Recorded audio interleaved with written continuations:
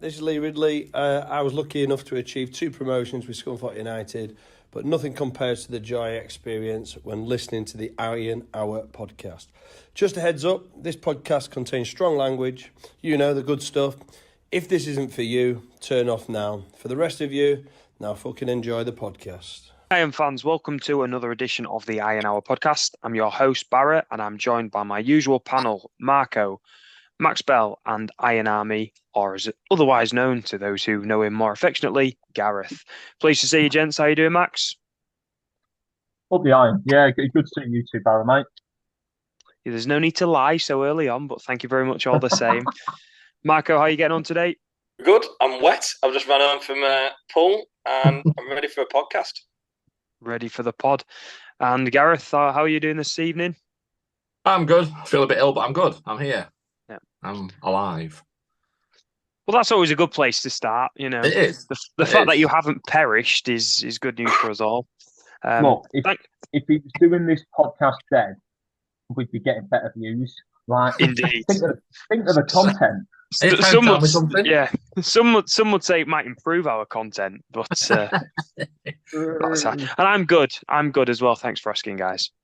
So let's kick off then with the. Oh, go on, Max. I can see you wanting to chomp away there and get your 2 pennies worth in, which is most unlike you. No, right. Let's crack on to the actual football stuff then.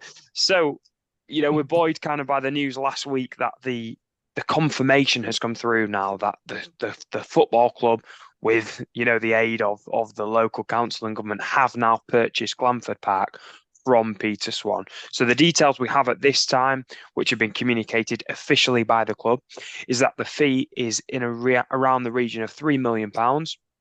Now, 2.5 million has been supplemented, has been provided by the town funds, the government's town funds scheme, okay, and £500,000 has come from what we believe is made up of the shareholders of the board. So kind of, it's a substantial amount of money there, isn't it, Max, that's come from this town fund? Yeah, massively so. I think the fact that we were sort of able to get to that £3 million figure in the end is a real testament to all the hard work that's gone on behind the scenes. Massive credit to Michelle and the whole team. It's such a relief,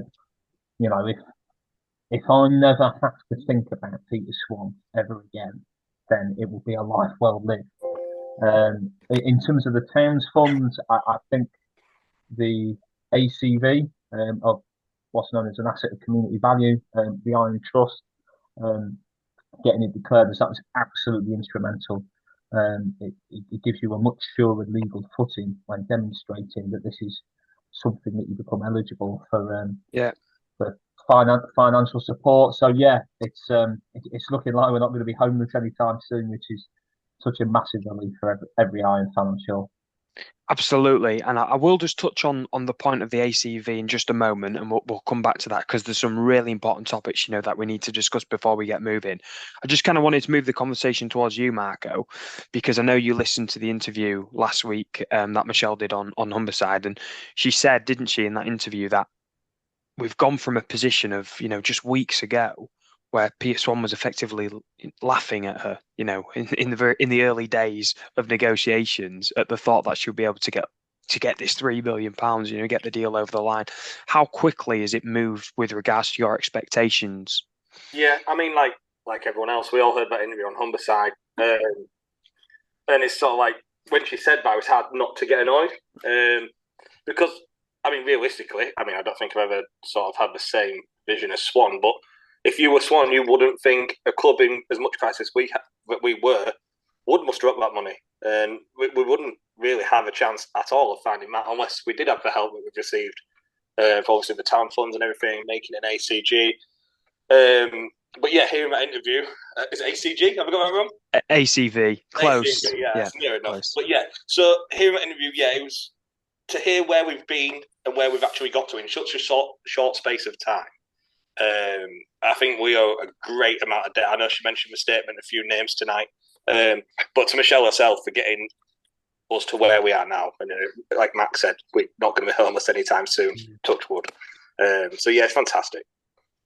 And Gareth, how important do you think getting this over the line was for the long-term future of this club? Do you because we've obviously had conversations, haven't we? Many a personal conversation over the past couple of months. Do you feel that, basically could have been terminal for the club if we hadn't have secured the future of the ground? I don't know if it'd have been terminal as such, but I think it would have been a lot harder for us as a club and as a fan base, because obviously it's finding somewhere else to play, somewhere else to call home, even though it won't be home as such. And I just feel that for the town, for the fans, for the community, keep saying it's a big thing. But yeah, if we'd have had to move out of town, because obviously there was talk of Gainsborough back in the day and playing there, that would have been a big hit on the finances. Like fans wouldn't have been able to travel. And we just took a big hit. So to get it all secured and fairly quickly as well, in all fairness, I think it's just a massive thing for everybody who's been involved with it. Yeah, no, absolutely. So Max, you touched on the ACV there, as you say, which is the asset of community value. Now, kind of, I'll be completely honest with you, and this is no secret. We're putting this out on the podcast, so this is not exactly inside information, but I've heard from multiple sources, that really it was the ACV that was extremely instrumental in getting the wheels in motion with the council on their side of things, and it kind of made it quite difficult for them to be inactive and not take a stance. And of course, on the Scunthorpe board side of things as well, it's looking like Tahina Akhtar has played a pivotal role. How important do you think that has been to getting this deal over the line? And how happy are you that we have such an eclectic board now? You asked me about 5 questions there. Yes. Right. Numero uno, ACV. Sorry for the jargon, folks. Yes. It was the Iron Trust that back when Peter Swan was still on, they got this legal declaration put on the ground that says it's an asset of community value. That meant that Peter Swan wouldn't be able to sell it to turn it into something else, not as a going concern again.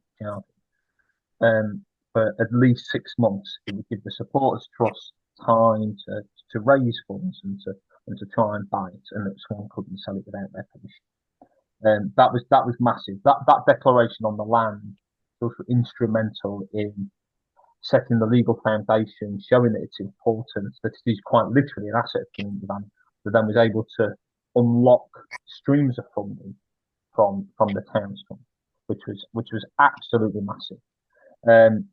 I think on the board mix, obviously our last 2 owners have been one-man bands in different ways. But again, in different ways, they've had good times and bad times.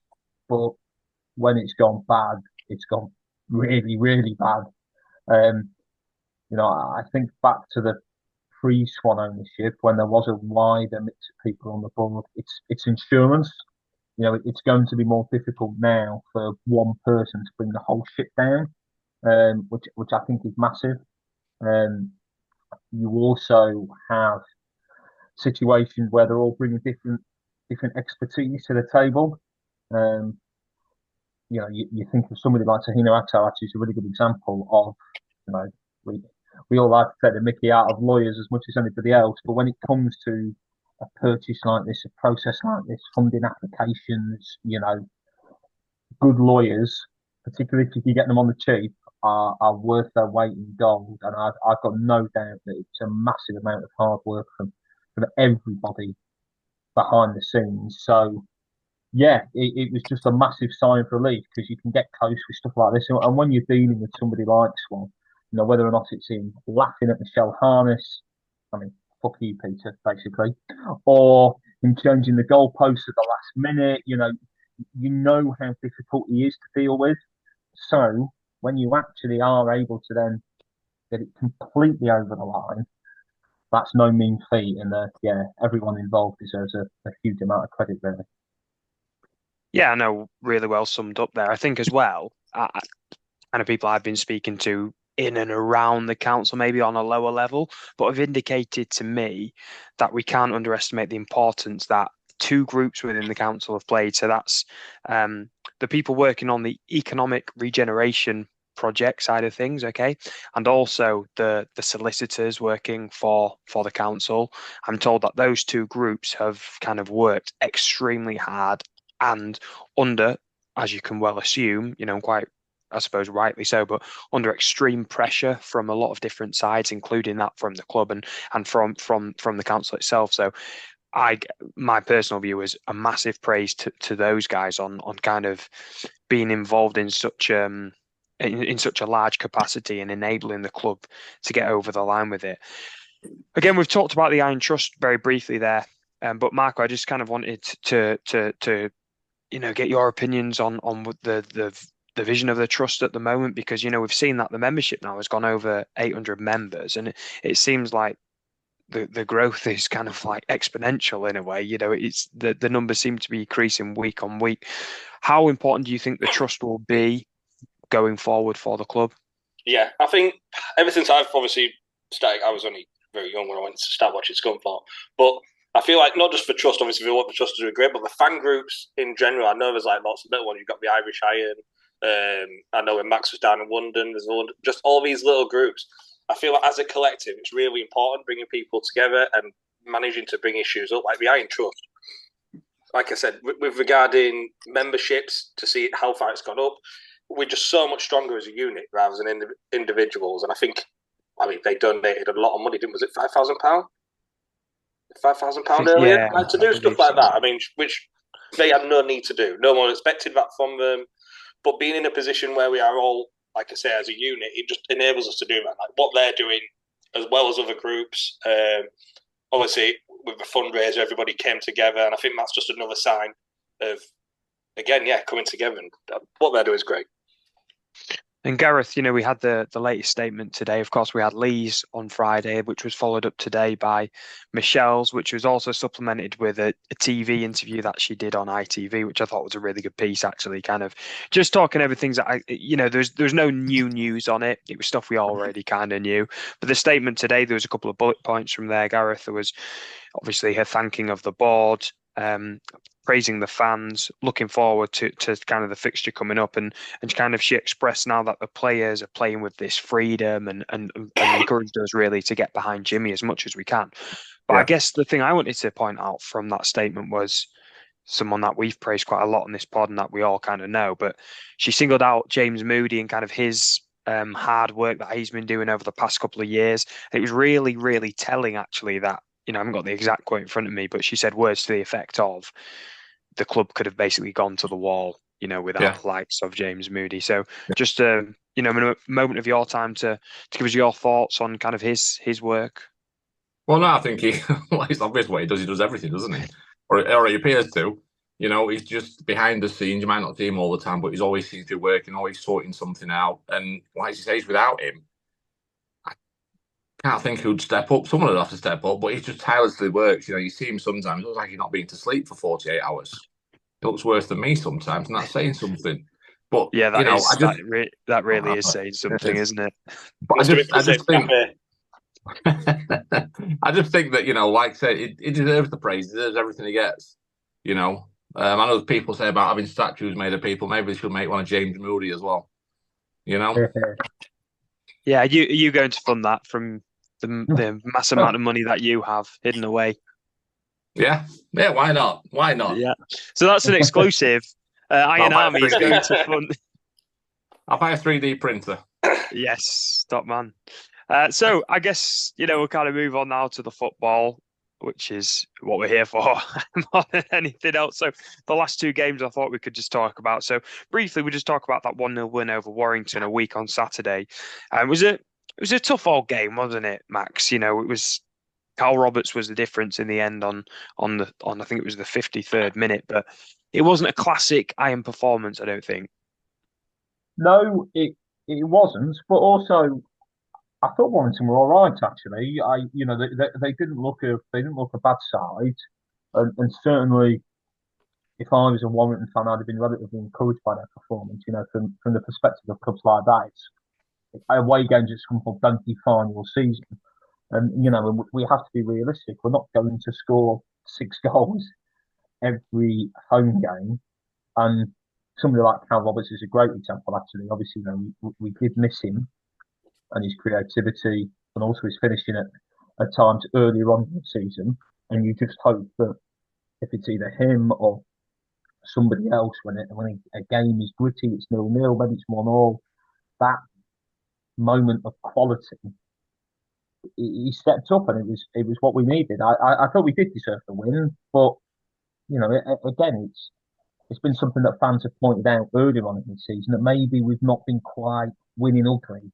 We've either won fabulously well and put many goals past them, or we haven't won at all. Actually, I thought the Warrington win was a good example of how we can win ugly, and if we keep doing that every week, I'll be as happy as anyone. Do you know what? You made an exceptional point there, Max, where you said teams aren't going to be their seasons won't be defined on how they perform away at Scunthorpe. But to add on that, our season will be defined on whether we can get over the line in those tight games, whether we can turn those 0-0s into 1-0s, whether we can turn those 1-0 downs into 1-1s. That is going to be what is going to be the difference at the end of the season, isn't it, Marco? Yeah, 100%. Like you said, the thing is with this year, the difference is with those 0-0s and those 1-1s, we've got enough quality in our team now to have a bad day and still get a win. And I think that's huge. Obviously, you mentioned Roberts coming back in the team. Which seems to have pushed Law out, who I was really impressed with. Which is, again, mental in the National League North. I'd have loved Jason Law here last year in the National League. For a player of that stature to now be on our bench is madness. But yeah, like you said, I was going to mention it as my idiots, but Warrington mentioned on their Twitter that Fitzsimmons got man of the match. Seem to think that got them 3 points. They were a massive fan of that. But yeah, so like you said, they won't define other teams' games, but them games are huge to us. They can define our season. The scrappy 1-0s and the away points. Picking up points away, I know our away form's patchy at best. But yeah, we seem to have turned the corner the other night. So let's hope that's a sign of things to come. Yeah, I think you're alluding there to our 5-1 demolition away at Hereford in, minus temperature conditions. Gareth, you obviously was one of the hardy souls that made the trip. So many talking points from the game. Can we start with the obvious one? Did you think the game would go ahead in light of the weather? No. I took Rob down, a friend, and before we set off, we didn't know if it was going to be on or not. And obviously it was freezing up here as well. I'd walked around in my garden, not put the studs in, but the ground was rock hard. And I just thought, we're going to travel down. We'll get to around Worcester area. It'll be called off. But no, it was all good. So sorry, are you saying that you conducted some kind of pitch inspection? in my own garden, 100 and odd miles away. Why not? I said I didn't put my studs in. Not did. So, Marco, what do you think he did? I can just imagine Gareth shouting up, "Class, get me boots out!" I'm just going to do pitch inspection in Donny. Just around at 7 o'clock. There's going to be tweets like, "Yeah, good to go here in Donny." He was getting a local referee round and everything. Making sure. Was that you? Was that you, Max? Are you the local referee? Goals closer. I got James Moody around. Very good. Right, so it was a 5-1 demolition, wasn't it? Which we've won our last 7 league games now, but that Hereford game, I think they could have scored in the first minute, couldn't they, Gareth? They could have done. Yeah, it was a mistake at the back, and I don't know who it was who got the foot to it or blocked it.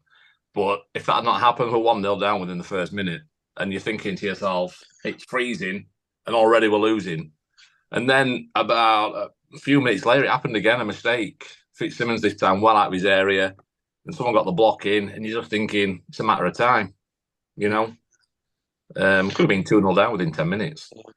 Well, you're right, it was a matter of time before that first goal came, but it did, of course, come for the iron on the 12th minute with Danny Whitehall finally putting away after it wasn't a goal-mouth scramble, but of course there was that long-range shot leading up to the goal. Do you just want to talk us through, Gareth, what happened there? I can't actually remember. All I remember is the keeper knocking it away and towards Whitehall, who's probably about 15 yards out, and he's just put it back into the net. But that'll do for me. Yeah, yeah, that was real John Motson. That we scored. And then we doubled the lead just 5 minutes later with Michael Kelly slotting home, and in the blink of an eye before half time it was 4-0 to Butterfield. Two Butterfield screamers. Yeah, one inside the box. What's all that about? Yeah, he loves a tap in that lad. What was he doing that far forward? Jacob. No idea. I think he must have skidded on the ice. Took him into the box. So it's 4-0 at half time. I have to ask, what on earth was going through your mind? Because we've struggled away from home this season, haven't we? Not struggled, but we haven't been that great. I think Max kind of summed up our away form last week on the pod or the week before, saying it was exceptionally mediocre. Mm-hmm. Yeah, but I think as well, we're going into the game, Hereford had a good record at home, and so I think, we're thinking it was a very close game as fans. I was thinking it was a very close game. I thought it'd be 1-1. Yeah. I'm not going to lie. And then at half time, it's 4-0, and you're just looking around thinking, how? Where's that come from? And I think the difference was we put our chances away. And we did look threatening going forward, though. Carl Roberts on the wing, doing lots of work, but yeah, 4-0 at half time. I would never have dreamt that. No. And the second half maybe wasn't as exciting. Of course, we did get the one goal, which has been credited to Carl Roberts, which is ridiculous. It was clearly an own goal, but anyway. But one talking point from the second half, obviously they did score, but the penalty save from Fitzsimmons, another exceptional save from the lad. It was, yeah. And to be fair, I didn't think it was a penalty to start with, from where I was stood. I thought he got pushed first when he went down with that push. But, he got given it, and Fitzsimmons made the save there. They were getting back into the game a little bit as well. I was feeling a bit nervous. Because they've been forward. What Scunthorpe have been like in the past. They just seem to get deeper and deeper and deeper and invite that pressure. And I thought if this goes in, there's however many minutes left, there's still plenty of time. And luckily, he saved it, and it's a good save. And the rest is history. Yeah, Marco, how good has Fitzsimmons been this season? A revelation. I mean, to say he's the best keeper in this league, I think is unfair. I think he's probably the best keeper in the league above as well. Honestly, to get somebody of his ilk, who, like Jimmy Dean was mentioning, obviously Chapman went out recently. He was saying how unlucky he's been that the person in front of him is literally the goalkeeper that played in the playoff final last year in the league above. So to get someone of that quality in this division, I mean, it's no surprise that he has played like he has, but no one's in shock. But I didn't think he would just be this good. I mean, with the ball, his saves, obviously now adding a penalty save.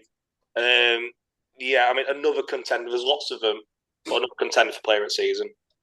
No, he's been exceptional. And, you mentioned it there, but Max, obviously we had the news at the back end of the week that Aaron Chapman has now left the club. He signed with Retford, but although I'm kind of told it's looking likely that will be a short-term deal whilst he gets fixed with a bigger club, to be honest with you. But I think, again, from what I've heard, he desperately felt like he needed minutes in him. Was it a surprise that he left last week? No, if I'm being honest. We've all heard noises coming out of the club about trying to reduce the wage bill where and when they can. And look, we're not in the Championship anymore.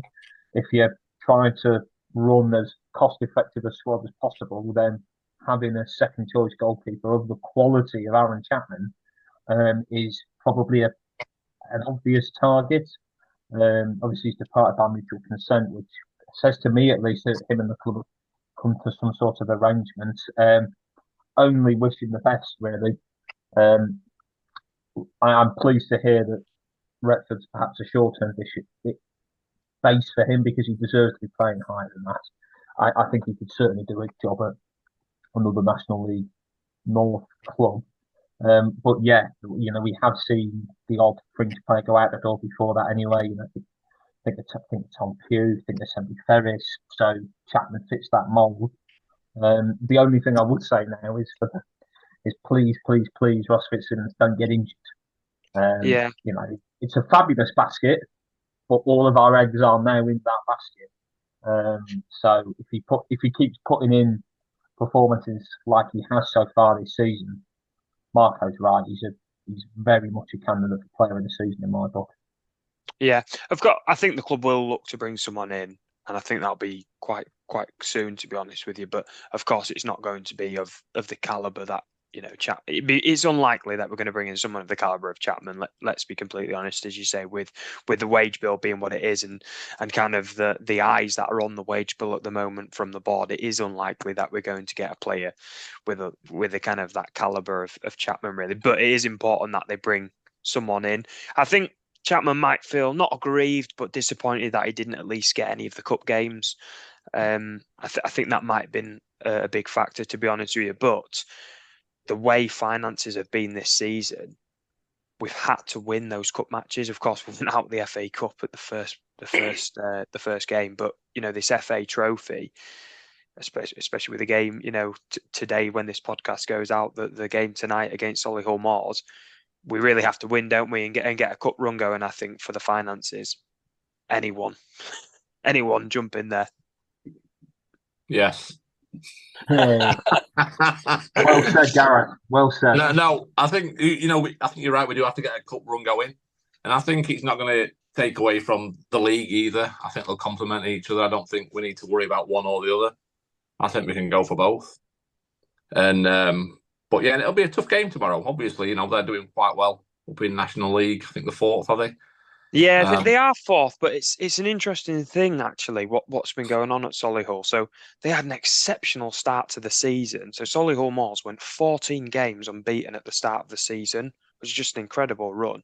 But they've actually lost 5 of the last 8 league fixtures, which has kind of dropped them down to 8th. Now, if you look at the National League table, you'll see that Chesterfield are absolutely running away with the league.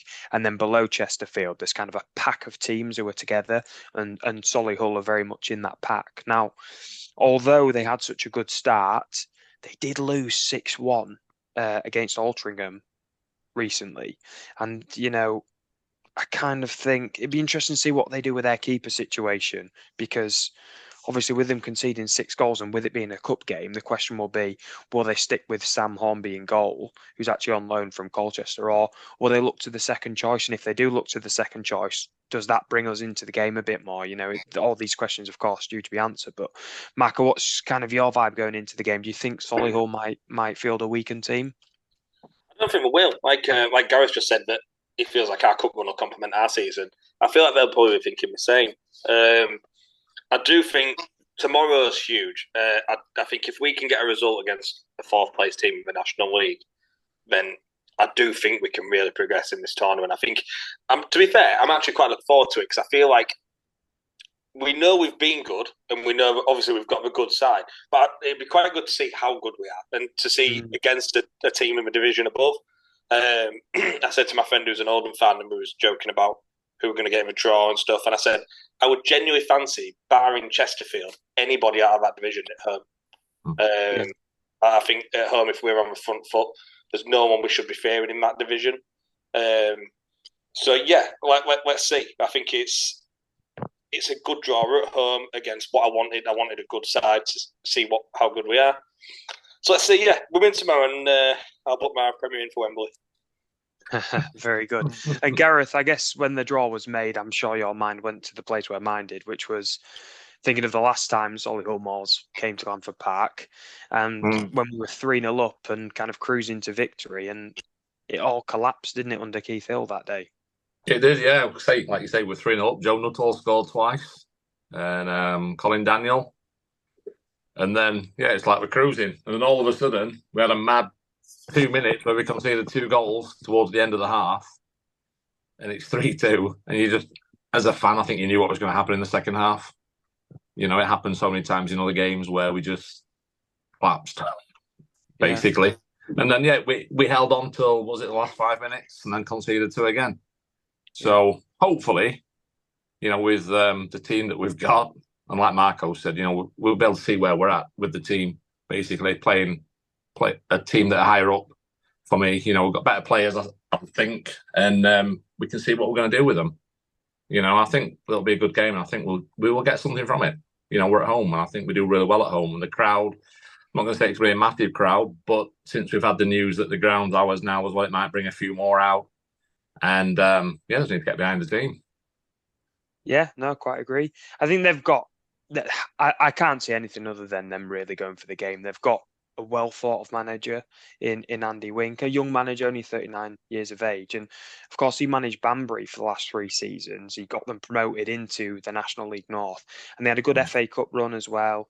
And of course, managed to get Banbury finishing 17th in National League North last season, which obviously got him his move up to Solihull more. So he's a well thought of manager. He's kind of an up and coming manager, and it'd be interesting for me, Max, to see how Jimmy Dean does against a manager of a similar ilk, kind of like an up and coming, someone who's done it at the lower levels and he's really kind of progressing now, moving up towards getting a job in the Football League. Yeah, and Marco was right. It will be a good test. I'll be as honest. I'm not as optimistic as Gareth and Marco are.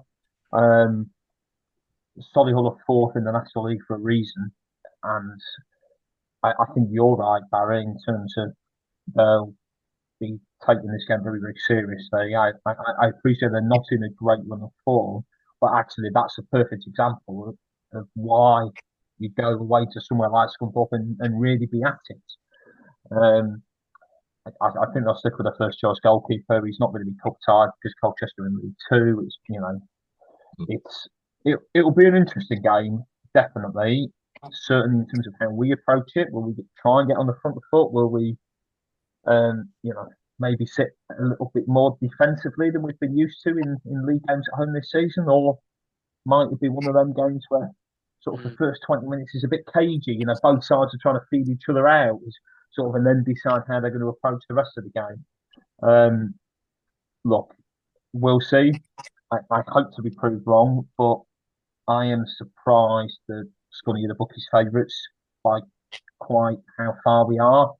Yeah. I think nearly 2-1 on a Solihull win, given they're 20 places above us in the league pyramid, is a good price. So if we get anything out of the game, or even if we could take it to extra time, we're the division below them for a reason. I'd be very pleased with a good performance. Yeah, but without trying to play devil's advocate, they are coming off a terrible run of form. Not only did they ship 6 goals, like I say, they have lost 5 of the last 8 league games. But like you say, that might only add fuel to the fire because they need to get a cup run going or something like that. But I've kind of been looking at their social media feeds today, looking at what their fans have been saying, and it looks, from what I can tell, that they like to play the modern 3-5-2 system.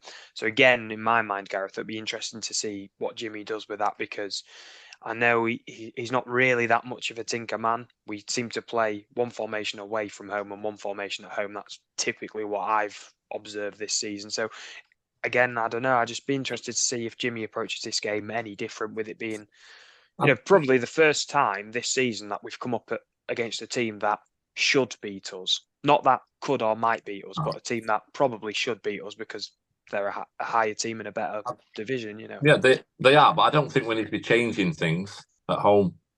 I think we should stick to what we're doing. And, if anything, they need to, hopefully Solihull needs to change their system, to cope with us. But I don't think we need to be changing anything. I think we just keep doing what we're doing, because, if we start tinkering around, changing things, for me, it's detrimental, in the long run. I think we stick to a formula that's working, and it is working. There's no two ways about it at home. And I think we stick to it, and if we have to grind that result out, we grind that result out. But one thing I will say is that the last 3 games that they have lost, they've scored late on. I think the 85th, 88th, and 91st, or something like that. Anyway, maybe not in that order. But so, they've got goals. And so hopefully when it comes to the last 5 minutes, we're 1 or 2 up. Well, 2 up, at least. So you're predicting late goals from Solihull?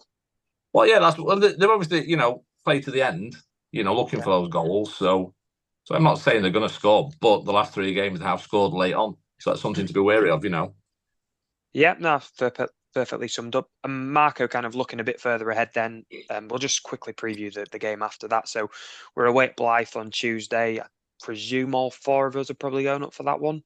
Yeah, it's my first away game of the season. Goodness me. Yeah, and to be fair, this Christmas period, I'm able to do a couple, so I'm quite happy. But I'm looking forward to it. It's a new ground for, I'm sure, pretty much all of us.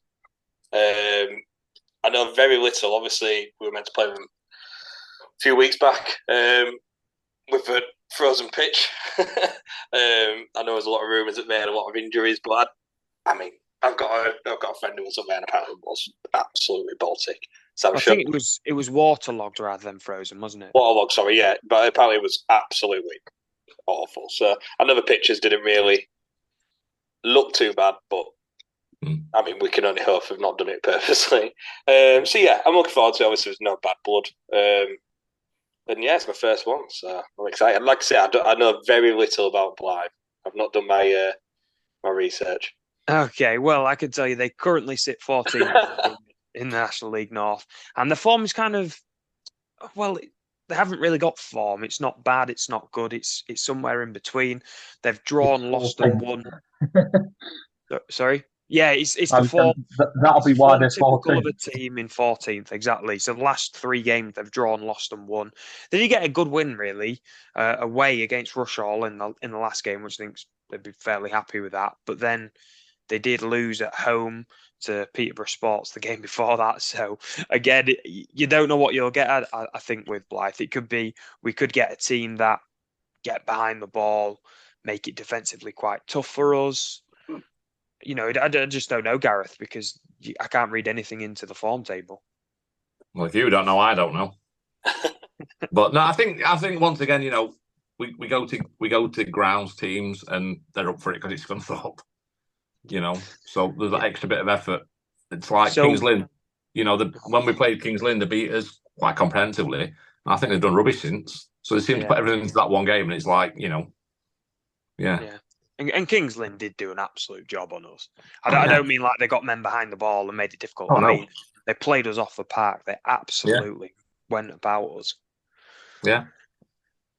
Right, so we'll move on then to our next section, which is the Iron Stats of the Week. This is provided by Iron Stats on X. Now, I didn't bother getting in contact with him this week because I know he's been exceptionally busy, but I've scoured through his X page just to pull a few stats off for you guys. So I'll start with the first one, which is that the Iron have scored 5 or more goals in 3 different games this season. Now, that's the first time this has happened since 1984-1985.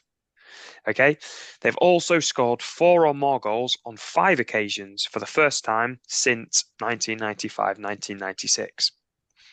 Saturday's win at Hereford saw the Iron score 4 goals in the first half of the game for the first time since October 2016, which was a 4-1 win against Swindon. And it was the first time it's happened away, believe it or not, since we beat Torquay 8-1 in October 1995. Now, obviously, I didn't go to that game. I'd be very surprised if Max did. But Gareth, do you have any kind of memories of that game or around that time and how that one was received? Any memories? I have memories from last week. Well, I can tell you, I was in Swansea when we played Torquay and beat them 8-1. Did you get lost? That's as much as I can tell you. Well, they said South Coast, didn't they? And I just went to South Wales. But I think it was one of the famous victories. Yeah, it's the joint highest ever Scunthorpe League win. I'm glad it was that Torquay game because that was my guess in the pub after the game when people were going, "Oh, when was the last time we did that?" My dad always has very bittersweet memories of that game because he was dead keen. He was dead keen to go, but his best mate talked him out of it. So don't do that. It's a long way. We'll get beat. So he even picked up a shift at work at McDonald's, and then lo and behold. What do you mean we won 8-1?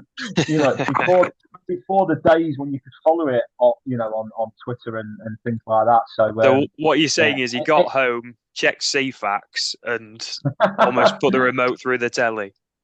I think so. He's never really forgiven Flan since. But to any Iron fan who was at both, and I know there will be some, that's a great effort.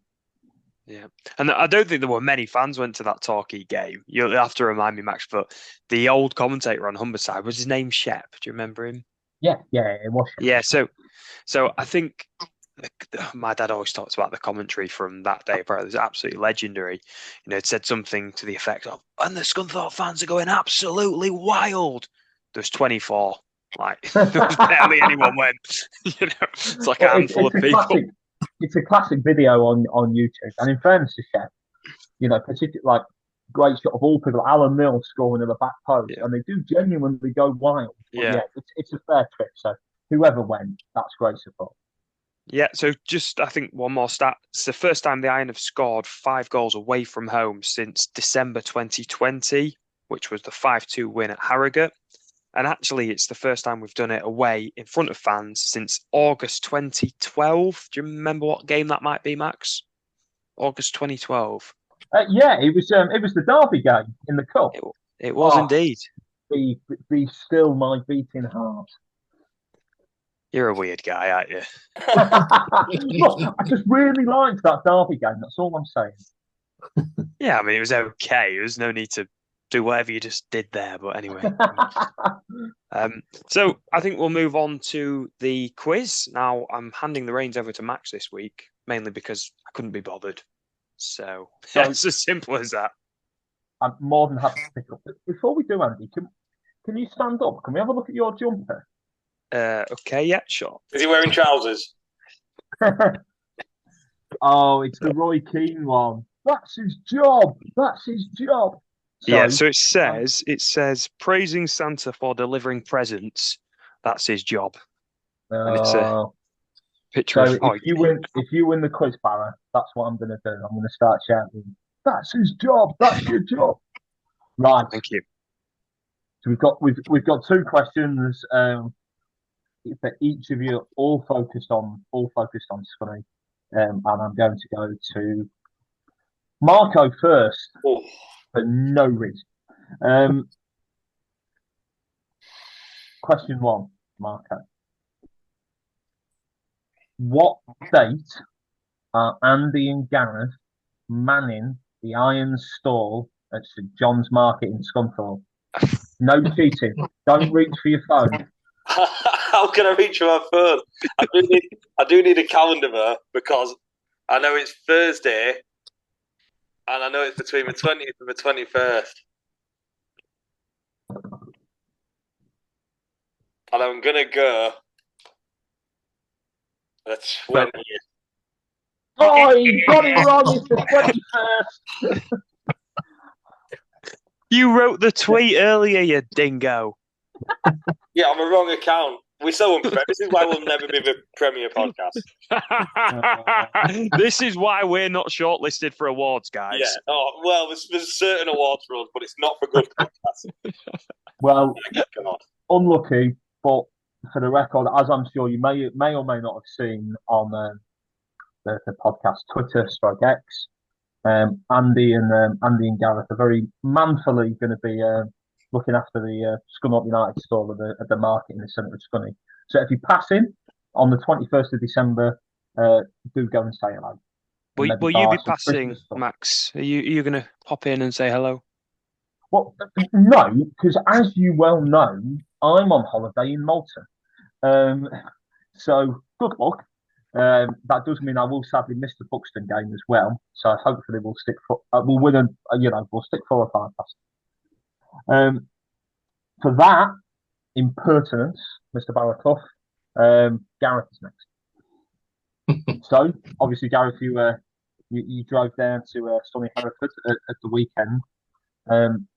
At 174 miles from Scunthorpe Park, Hereford is the Iron's longest away trip of this season.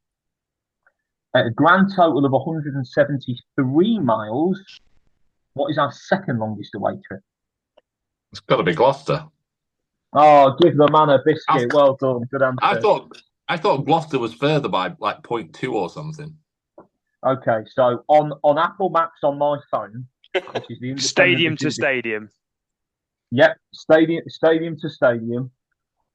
Because whilst Gloucester is further south, Hereford's west and it's in the middle of nowhere. But Hereford beat Gloucester very narrowly. So Gareth has a point. Well done, Iron Army. Thank you. Now then, Mr. Barraclough. Obviously, the Iron are top of the National League table. We're not used to looking towards the top end of divisions. So let's flip the league table upside down. Who are currently bottom of the National League North? Okay, I think it's Bishop Stortford. Oh, correct. Great answer. Well done. Well done. So, Listen, guys. I'm all over this league. one for Andy, one for Gareth. Nil points so far for Marco. So let's go to back to you first, Marco. See if you can claw it back to 1-1. Question 2. Who scored the Irons' first goal this season? Third. First. Not first. Yeah. Oh, what was the first game? Oh, Tamworth away. Was it Tamworth away? I'm going Danny Whitehall. It was an own goal, wasn't it? It was an own goal For by God's Tamworth sake. defender Matthias Curley. I'm changing teams. I'm off to get my Man City shirt. So I'm sorry that does mean you're eliminated. You're unlucky because Whitehall did score that afternoon. He scored the Irons winner. Well, no, sorry. So, Gareth, can you get yourself back in front? Probably not. Well, I'm pretty sure you were at the game in question I'm about to ask, which was who scored the Irons' final goal of last season? Last season?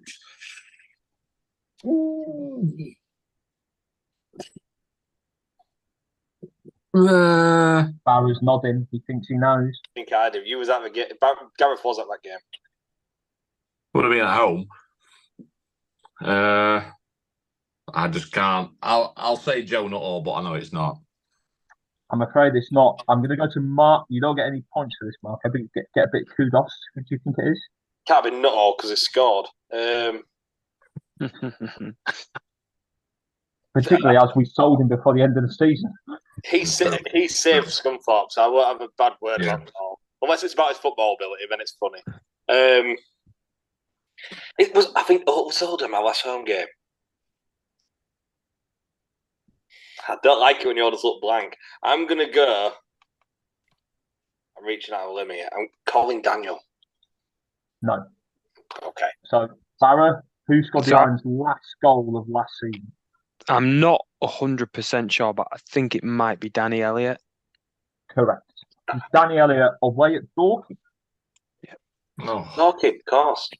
Yeah. I knew it was away. Pardon? I believe you were at that game, Gareth. I was, yes, I was. Yes. Right then, Barrow. So is this to win it? This is to win it. I do have a tiebreaker for you and Gareth if you don't win it, though. Who scored the Irons' first goal last season? Last season? Yeah. Okay. Oh, God, it was either Andy Boyce or Jacob Butterfield against Yeovil, and I just don't know who it was. I know. I'm going to go... It was on telly. I know, like I said, it was one of those two. I'm going to go with Andy Boyce. Correct! Yes. Fantastic. So, interesting fact about Andy Boyce, he's actually scored on both of his Scunthorpe United debuts. It's not your quiz, Barrow. It's a good start, though. It's a good start. And there's played in goal for the Iron as well. Yeah. And he has played in goal for it. He's also played in goal for... Eastleigh? Yeah, I think it was Eastleigh, yeah. So, the tiebreaker question, had you got that wrong, Barrow, just for extra kudos for anybody, which was who scored what is currently the Irons' last ever goal in the Football League? Okay, that's a good question.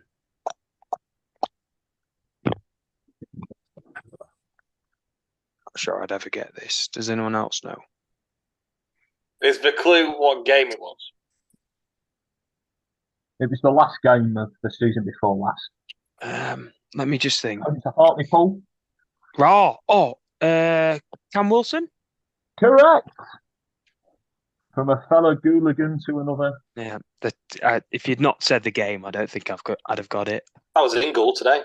Lovely place. Like Chernobyl. No, I won't have a bad word said about Chernobyl. It's not fair on them. Very good. Right. So does that conclude the quiz? Yeah. Well done, chaps. Barra. Well done. Yeah, well done. So what do I win? Is this one of Marco's imaginary prizes, like for the FPL? You've won this slice of Terry's chocolate orange, which I'm going to send to you through the magic of Zoom. You know Jacob Butterfield, mate.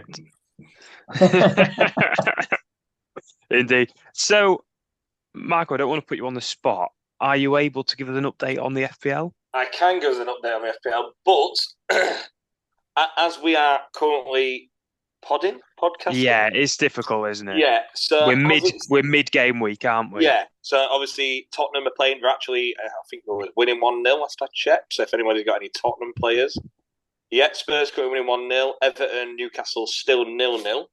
I know for quite a few people now they've got Newcastle attackers and stuff, so that could actually have a big impact. At the time of recording, he's been top for a long time. Jack Christer is still at the top.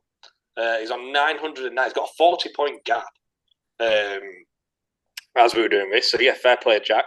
Later on this week, it's probably been the lowest scoring week of the season. Obviously, with Man City slipping up yesterday, Liverpool only winning 2-0. It's not been many points at all this week. So if you've managed to get anything above 40, really, you've done quite well this week. Regarding us guys, I've snuck into the top 50, which I'm very proud of. I don't know if Gareth wants a mention. I'm just saving myself second half of the season. Saving yourself? What, you're an 18-year-old girl? Oh, God. No. Oh, my God, I don't know what to say. God, it's like an American movie, isn't it? But yeah, so we're all... You're above Dylan in the table. That's the main thing. Yeah, so everybody, you guys, I won't mention what you have dropped, but like I said, it depends on tonight. It's been a really weird game week. So yeah, it will be an update. I'll put an update on Facebook tomorrow on the fans group. I'm sure all our listeners are on there and on our socials. But yeah, we're doing okay. But I have gone into the top 50 and I'm top of the pod now, which is all that matters. So yeah. We've got... Sorry, go on, Marco. No, that's everything. That's me done.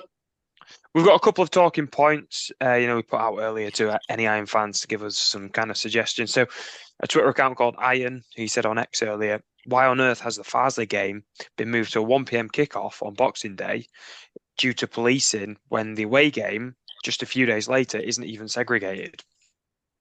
You want to kick me off, Gareth? You got any opinions on this? They want to be back for TV? Something I don't know. I just think, I don't know. I've got no opinions on it. It's a 1 o'clock kickoff. Whatever I say or do anyway, it's not going to change that, is it? So it's 1 o'clock. Get on with it. I was so disappointed with it, though. I'm not going to lie. And I know what the counter argument will be. It'll be to do with Humberside policing on the day because I think Hull are playing at home. But that's a load of old tosh because I don't think any of those police will be going from Scunthorpe to Hull to police that event because we have the same police at every game, don't we? It's always the same scunny lot that we don't have people come over from Hull, and I'm fairly certain people from Scunthorpe don't go over to Hull to police it. Although I might be wrong, I might be getting a letter or an email tomorrow off the commissioner to tell me I'm an absolute wally, but I highly doubt it. Wouldn't be your first one. No, it wouldn't. But better than the email that Max got, though. Anyway, no, too fast.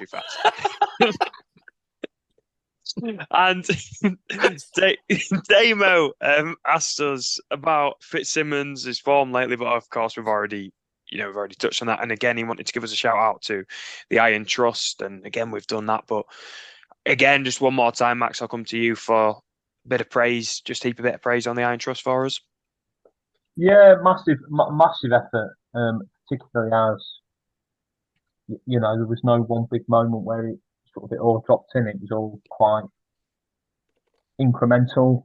All quite unheralded for a long period of time, and declaring it as an asset of community value.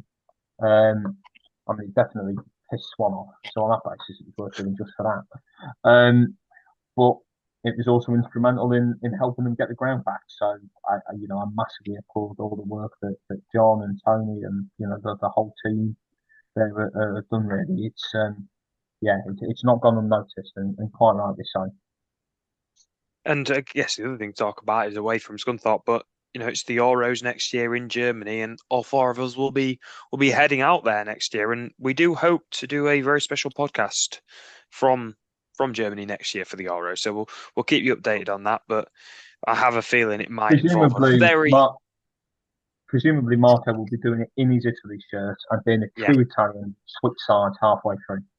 Oh dear. Oh, good grief. That don't work with football. No, they've tried it. I'm sure you lads will find a way. I feel like I will be. Fucking hell! I'll be very quiet in with international football now. I think all the pressure is on England and Southgate. You would say that. You're the reigning champions, guys. But two things. I know, obviously, there's not many Italians listening to this podcast, so I'm on my own here. But England will never have an easier route or an easier final than they did in the Euros. And if Mancini was in charge of Italy, you'd have a European Cup now. If Mancini was in charge of England, you'd have a European Cup. 100%. But with also, on the side note, just to sort of even it up, I don't think anybody in the world, maybe France, that's it, has a squad close to England's on paper. We're good, aren't we? Really good. I think you are right about France. I know they didn't have a great Euros last time out, but you look at their midfielders, you look at the likes of Tchouameni, you look at the likes of Camavinga. Everybody knows what Mbappe's like when he turns up. I mean, still scored. I know they lost to Argentina, but he still scored a hat trick. Look, we'll see the way that the tournament goes. I'm still not convinced that England are potential winners, but they're in with a shout. No question about it. The thing is, with Italy, obviously, we're not expected to do anything. I almost think that plays into our hands because, we've, like I said, at Euros, our squad was awful. The defenders were aging. We've done well at previous tournaments with bad teams. You can never write the Italians off a tournament in a one-off game. You just can't. And it's same. Obviously, we've got a tough group with Spain. I'd much rather be in England's group, but you never know in a tournament. I know France's group isn't great, but you'd imagine they'll get through easy. Who's in the group of death? What was it? Yeah, so it's Netherlands, Croatia. It's you, isn't it? Isn't it you? No, we've got. It depends which one you would qualify as the group of death. Really. I'm not too worried about our group at all. I think we beat Albania. Spain's a free hit. It's a toss of a coin. I think we probably breeze past Croatia.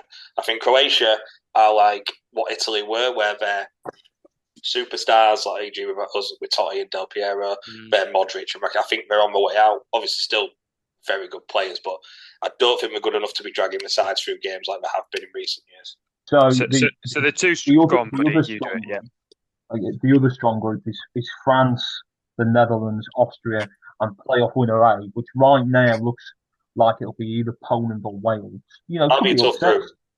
God, I hope it's Wales. I would say you look at the format of these tournaments. If you finish third, you've got a 4 out of 6 chance of getting out of the group.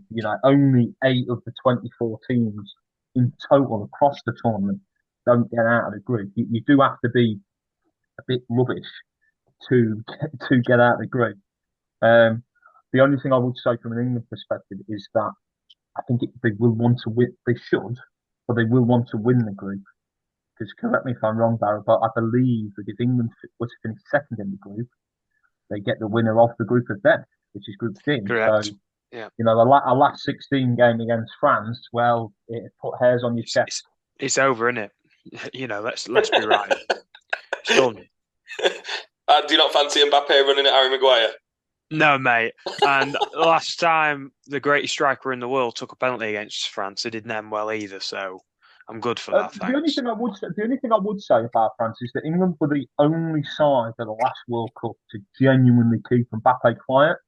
Yeah. Now I know that wasn't any consolation because Kane missed the penalty and Giroud. I'm gonna say when do we get the trophy for that? Is it? Yeah, in the but like Matt says there, I do feel like Kyle Walker probably is one of the only players in world football who is quick enough, and good enough at right back to keep Mbappe quiet. I feel like that's his perfect role. But yeah, just want to be that game. But yeah, coming back to the Euros, I'm very excited. I've never been to one. I know Max has been to a few. I went to a game when it was in England, but I've never actually been. I was going to say, yeah, you did, because I got you a ticket for that. Yeah, in England. I've never been abroad to one. Didn't you also buy a dodgy ticket, Marco? Yes. You did, did. And then old Max bailed him out. Max did me a favour. I sent that many abusive messages to the guy who scammed me. Scammed you. He blocked me, and then I found another way to contact him, and he messaged me asking if I could please stop. So yes, mate, send me my money back. What I was sending him, if he wanted to, the thing is, what I sent him could get me into a lot of trouble, but I could get. Did you get your money back? No. No, scumbag. But be careful. Right. If you go into the Euros, be careful. Gareth, before we close, it's been a bit of a mad week with the Premier League. Did you watch any of the women's international football in the week? I did watch the women's, actually.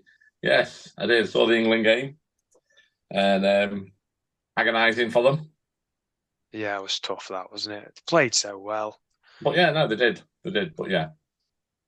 Should never have been in that position, though, needing to put 7 past Scotland on that last game. But it was such a weird position for Scotland as well, because the only chance that they had of having any players qualify for the Olympics was by getting absolutely decimated by England. Yeah. Because if they'd won, drawn, or narrowly lost, they'd have had no chance. The only chance they stood was if England absolutely battered them, which they did.